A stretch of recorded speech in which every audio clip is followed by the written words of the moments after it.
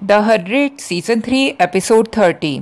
केन और पाइक एक ग्राउंडर के पीछे पीछे पॉलिस में एंटर करते हैं। पॉलिस का सीन बहुत भयानक है। वहाँ जगह जगह खून बिखरा हुआ है और क्रूज पे कई लोग लटके हुए हैं। पाइक केन को बोलता है कि जैसा मैंने सोचा था यहाँ वैसे ही दिख रहा है, और केन को ये भी कहता है कि क्या तुम नए कमांडर से पीस की उम्मीद कर रहे थे। वो सभी पॉलिस सिटी के बीचों बीच पहुंचते हैं। वहां पर उन्हें कई और ग्राउंडर्स और स्काई पीपल घुटने पर बैठे हुए मेडिटेशन में दिखाई देते हैं। जैक्सन वहां पर उनका स्वागत करता है। केन और पाइक जैक्सन को देखकर चौंक जाते हैं। तभी अंदर से जहां ओंटारी को लिए हुए बाहर निकलता है। ओंटारी ग्राउंडर को पाइक को आजाद करने के लिए कहती है और वो उस ग्राउंडर को एक चिप खिला देती है। ग्राउंडर बिना कुछ सोचे समझे ओंटारी के हाथ से दी हुई चिप को खा लेता है। केन जहाँ से पूछता है कि यहाँ ये सब क्या हो रहा है। पाइक जहाँ को कहता है कि मैं तुम्हें पागल समझता था, लेकिन अब मैंने तुम्हें देख भी लिया। पाइक ओंटारी के गले में चाकू लगा के उसे अपने कब्जे में कर लेता है और सबको वहां से दूर हटने के लिए बोलता है। तभी उसे अपने फार्म स्टेशन के दो साथी दिखाई देते हैं। पाइक उनकी मदद मांगने के लिए उन्हें पास बुलाता है, लेकिन वो दोनों क्योंकि एली की चिप खा चुके हैं, वो पाइक को ही वहां से हटा के अपने कब्जे में कर लेते हैं। अब तक केन को समझ में आ गया है कि यहाँ पर सब लोग चिप को लेकर एली के अंडर में आ चुके हैं। जहाँ पाइक को बोलता है कि अब लड़ने का कोई मतलब नहीं है, जो मैं बोल रहा हूँ वो तुम करो और ये पिल खा लो। पाइक उस पिल को लेने से मना कर देता है। तब जहाँ एक गार्ड को इशारा करता है, गार्ड उसके सिर में एक बैग पहनाता है और उसे वहां से लेकर चला जाता है। जहाँ अब केन की ओर मुड़ता है और उसे भी चिप लेने के लिए कहता है। केन उस चिप को हाथ में पकड़ लेता है और उसे बहुत दूर फेंक देता है। जहाँ केन के सिर में भी एक बैग पहनवा देता है और उसे गार्ड्स को कैद करके ले जाने के लिए बोलता है। तभी वहाँ एबी आती है। एबी जहाँ को कहती है कि केन को सबसे अलग रखा जाए और उसे मैं देख लूंगी। यहाँ हमें फ्लैशबैक में ले जाया जाता है, जो आर्क का सीन है। आर्क में आप सभी लोगों को पता होगा कि जहाँ चांसलर थे वो पाइक को बुलाते हैं और उसे बताते हैं कि वो लोग एक प्रोजेक्ट के ऊपर काम कर रहे हैं और इस प्रोजेक्ट को अगर पाइक ने किसी को बताने की कोशिश की तो उसे फ्लोटिंग की सजा मिलेगी। इस प्रोजेक्ट में उसे 99 बच्चों को जो कि कैद में है उन्हें क्रैश कोर्स करवाना होगा, जिससे कि वो धरती पर रहने के लायक हो जाएं। इस कोर्स में उनको फार्मिंग, हंटिंग और घर बनाना ये सब चीजें सिखानी होगी।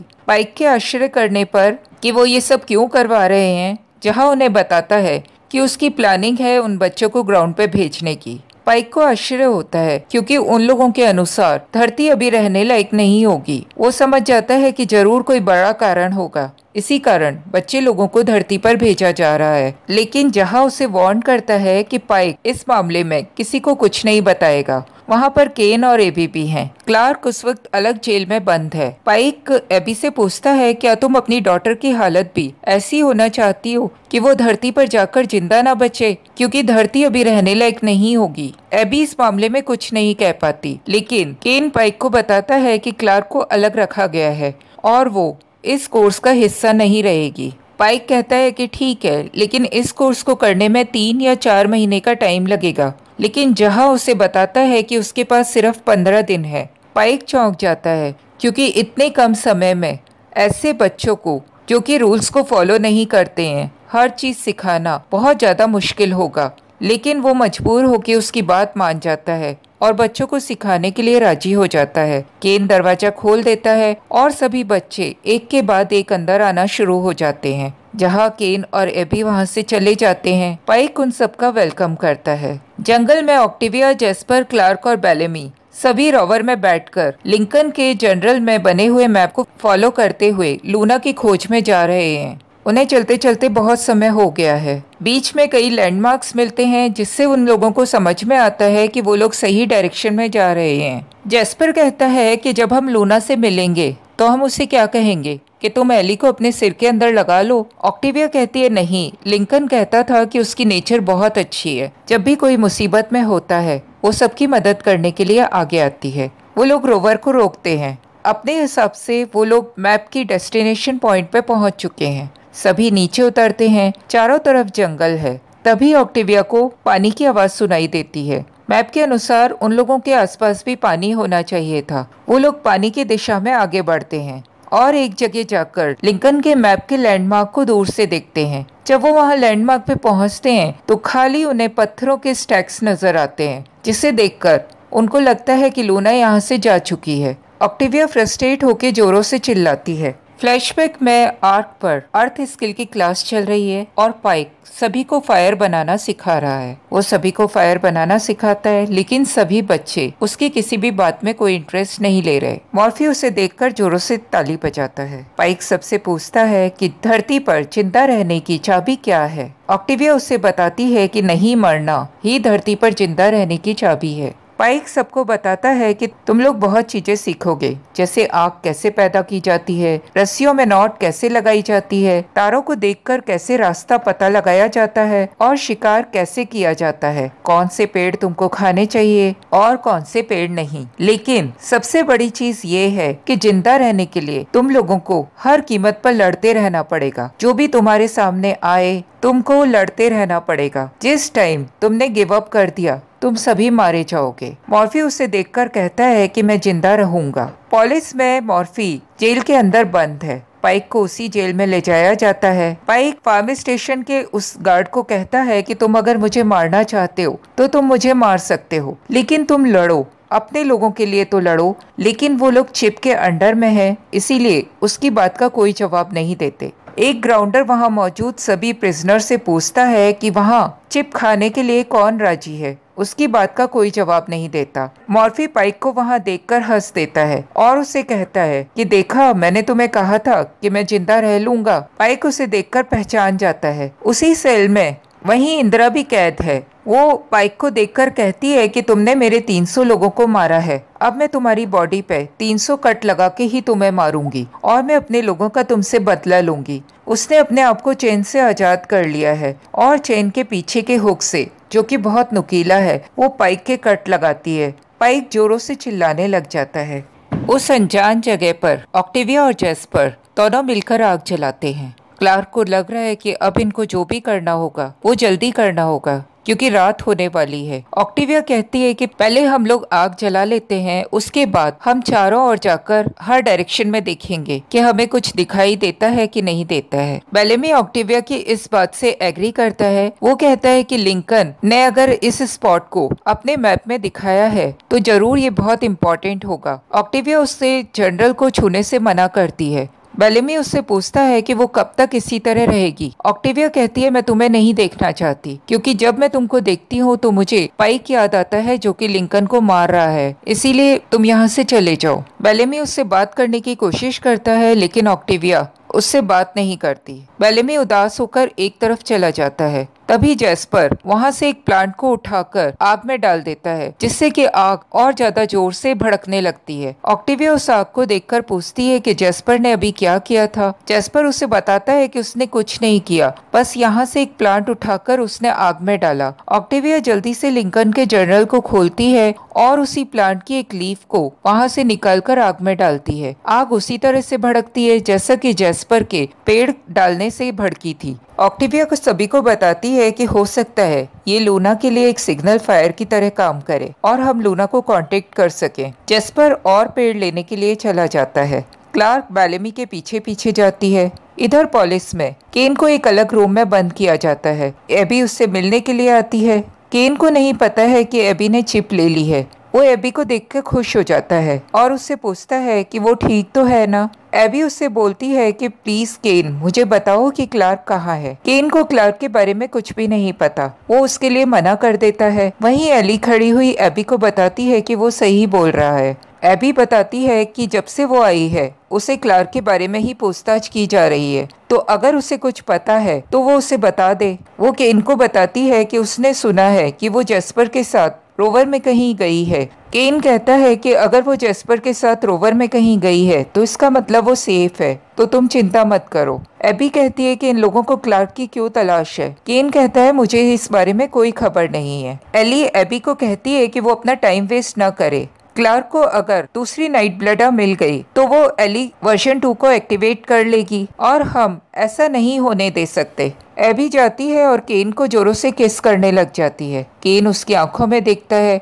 उसे एबी के ऊपर शक हो जाता है। वो अपने से उसे दूर धकेलता है और उसे कहता है कि तुम चिप ले चुकी हो। तभी वहाँ पर अंदर गार्ड्स आते हैं और केन को पकड़ के बाहर ले जाते हैं। एबी भी उन लोगों के साथ है। केन को क्रॉस पे लटकाया जाता है, उसके हाथों में कील लगा दी जाती है। केन एबी को कहता है कि प्लीज जागो और देखो कि यहाँ ये सब जो हो रहा है वो गलत हो रहा है। एबी उसे बोलती है कि क्लार्क और बाकी सब लोग कहाँ छिपे हुए हैं, तुम बस मुझे उनके बारे में बता दो। केन उसे उसके लिए मना कर देता है। उसे क्रॉस पे लगाया जाता है। केन बहुत जोरों से चिल्लाता है। एली, एबी, जहा, ओंटारी और बाकी स्काई पीपल्स और ग्राउंडर्स उसे देखते हैं। क्लार्क धीरे धीरे बेलेमी की ओर बढ़ती है और उसके पास जाकर उसे कहती है कि तुम चिंता मत करो, ऑक्टेविया धीरे धीरे नॉर्मल हो जाएगी। ऑक्टेविया के बिहेवियर के कारण बेलेमी बहुत ज्यादा उदास है। क्लार्क उसे समझाने की कोशिश करती है कि तुमने बहुत सारे ग्राउंडर्स को मारा है, लेकिन लिंकन का खून तुमने नहीं किया है, इसीलिए उससे थोड़ा समय दो। आखिर में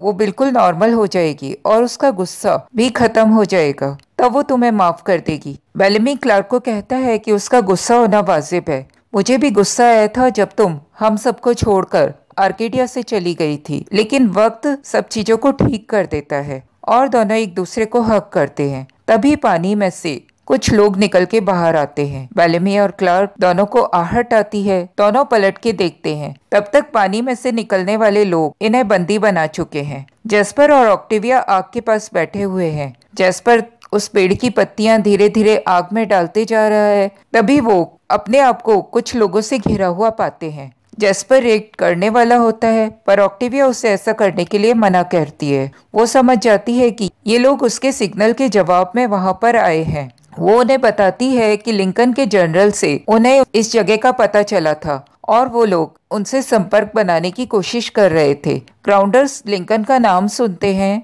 और सभी के पट्टियों को खोल देते हैं। वो ऑक्टेविया को एक शीशी देते हैं और उसका लिक्विड पीने के लिए कहते हैं। ऑक्टेविया बिना सोचे समझे उस लिक्विड को पी लेती है और बेहोश हो जाती है। उसका देखा देखी जैस्पर भी उस लिक्विड को पीकर बेहोश हो जाता है। बेलेमी और क्लार्क को भी उस लिक्विड को पीने दिया जाता है। वो दोनों भी ग्राउंडर्स के ऊपर विश्वास करके उस लिक्विड को पी लेते हैं और बेहोश हो जाते हैं। ग्राउंडर्स आग से इशारा करते हैं और एक नाव नदी के किनारे आकर लगती है। फ्लैशबैक में हमें फिर से आग की ओर ले जाया जाता है। पाइक जहाज से मिलने के लिए आया है और वो उससे बोलता है उसे अभी अभी पता चला है कि जहा के बेटे वेल्स को भी पकड़ लिया गया है और उसे ये भी पता चला है कि वेल्स को सबसे अलग रखा गया है क्योंकि वेल्स को पता चल चुका है कि आर्क पर ऑक्सीजन की कमी हो गई है और अब आर्क कुछ दिनों में रहने लायक नहीं रहेगा। पाइक जहाज से कहता है कि वो उसे इजाजत दे जिससे कि वो बच्चों को बता दे कि वो लोग धरती पर जा रहे हैं और उन्हें कैसे रहना होगा, लेकिन जहां पाइक को इसकी इजाजत नहीं देता। पाइक को बच्चों की बहुत चिंता है क्योंकि वो बच्चे उसकी बताई हुई किसी भी बात को सीरियसली नहीं ले रहे हैं, उसकी किसी चीज को नहीं सुनते हैं क्योंकि उन्हें अभी ये सब चीजें यूजलेस लग रही है। वो जहा को बहुत समझाने की कोशिश करता है और उसे कहता है कि मेरे पास सिर्फ अब एक क्लास ही बची है। अगर जहा उसे परमिशन दे तो वो बच्चों को इस बारे में बता सकता है, लेकिन जहा उसे उस बारे में बताने के लिए मना करता है और वहां से चला जाता है। पाइक अपनी क्लास में आता है। वो बहुत ज्यादा टेंशन में है। वो मॉर्फी को अपने को असिस्ट करने के लिए बोलता है। मॉर्फी खुशी से आकर उसको असिस्ट करने लग जाता है। अचानक ही पाइक उसे जोरों से एक पंच मारता है। मॉर्फी उठ के खड़ा हो जाता है और फिर वहां से अलग हट जाता है, लेकिन पाइक उसको उसके फादर के बारे में बोलना शुरू कर देता है और उसको उकसाता है जिससे कि मॉर्फी पलट के उसको मारे। लेकिन मॉर्फी उससे बोलता है कि मैं समझ गया हूँ कि तुम हमें वापस लड़ना सिखा रहे हो। पाइक कहता है ऐसा कुछ नहीं है और फिर से मॉर्फी को मारना शुरू कर देता है। सभी बच्चे आपस में चिल्लाने लगते हैं और फॉक्स जाके जोर से दरवाजा खटखटाने लगती है। इधर पाइक मॉर्फी को मारे जा रहा है। आखिर सभी बच्चे कुछ और होता हुआ न देखकर सब मिलकर पाइक के ऊपर हमला कर देते हैं और मॉर्फी को बचाते हैं। तभी बाहर से फॉक्स के खटखटाने से केन अंदर आता है और अंदर सबको देखकर चिल्लाता है कि वो लोग ये सब क्या कर रहे हैं। उसी वक्त पाइक उठता है और सबको बोलता है कि कॉन्ग्रेचुलेशंस, तुम लोग का लेसन पूरा हुआ। यहाँ पाइक का मॉर्फी को मारने का एक ही मकसद था कि वो सब लोगों को मुसीबत से एकजुट होकर लड़ना सिखाना चाहता था, जिसमें कि वो सफल रहा। पुलिस में इंदिरा अभी भी पाइक को लगातार कट लगाए जा रही है। पाइक उसे इसके लिए कुछ नहीं बोल रहा, लेकिन वो रह रह के चिल्लाने लग जाता है। मॉर्फी इंदिरा से कहता है कि वो ये काम गलत कर रही है, वो बहुत ज्यादा स्ट्रांग है और हमको इस सिचुएशन से बचा सकता है, क्योंकि जहाँ अपनी एक आर्मी खड़ी कर रहा है जो कि चिप्ड सोल्जर्स की है, जिन लोगों को कोई दर्द महसूस नहीं होता और वो रुकने वाले नहीं है। या तो वो हमें फोर्स करेंगे कि हम उस पिल को खा लें या फिर वो हमें मार देगा। पाइक हमें इन सब चीजों से बचा सकता है क्योंकि उसे इन सब चीजों का बहुत ज्यादा एक्सपीरियंस है। वहाँ मौजूद ग्राउंडर भी मॉर्फी का साथ देते हैं। मॉर्फी इंदिरा को कहता है कि वो सोच ले, वो और लोगों को जिंदा रखना चाहती है या अपना बदला लेना चाहती है। इंदिरा पाइक को छोड़ देती है और वो कहती है कि वो सेकेंड ऑप्शन बाद में कर लेगी, फिलहाल उनका जिंदा रहना ज्यादा जरूरी है। आर्क पे दिखाया जाता है कि 100 बच्चे ड्रॉपशिप की ओर ले जाए जा रहे हैं। ड्रॉपशिप की उड़ान बस होने ही वाली है। सभी बच्चों ने हाथ में रिस्ट बैंड पहने हुए हैं। एबी और केन वहां खड़े होके सबको चढ़ता हुआ देख रहे हैं। तभी क्लार्क को कुछ गार्ड्स लेके आते हैं। क्लार्क बेहोश है। एबी उसके पास आती है और उसके हाथ में रिस्ट बैंड पहना देती है। वो क्लार्क को बहुत ज्यादा प्यार करती है। केन कहता है कि जल्दी करो। एबी क्लार्क को जाने देती है। बेलेमी भी धीरे से गार्ड्स के पीछे पीछे ड्रॉपशिप के अंदर चला जाता है। पुलिस में केन को क्रॉस पे लटकाया हुआ है, जहां उससे एक बार और पिल खाने के लिए कहता है, लेकिन केन इसके लिए मना कर देता है। एली कहती है बहुत ज्यादा स्ट्रांग है, इसे किसी और तरीके से समझाना होगा। जहां हंसता है और गन लेकर केन के सामने आ जाता है। केन इसके लिए भी तैयार है, लेकिन जहां उस गन को एबी के सिर के ऊपर लगा देता है। एबी उस वक्त मेडिटेशन में है। वो कहता है कि अगर केन पिल नहीं लेगा तो वो एबी को मार देगा। केन मजबूर होकर उस पिल को खा लेता है और कुछ देर बाद उसका पूरा दर्द गायब हो जाता है। इधर आर्क पे ड्रॉप शिप धरती की ओर लॉन्च हो जाता है। सभी बच्चे उस ड्रॉप शिप में बैठे हुए हैं। एक अनजान जगह पर क्लार्क की नींद खुलती है। ऑक्टेविया, बेलेमी और जेस्पर भी होश में आ जाते हैं। ऑक्टेविया की तलवार गायब है। क्लार्क अपनी फ्लेम को चेक करती है और देखती है कि वह अभी भी उसके पास है।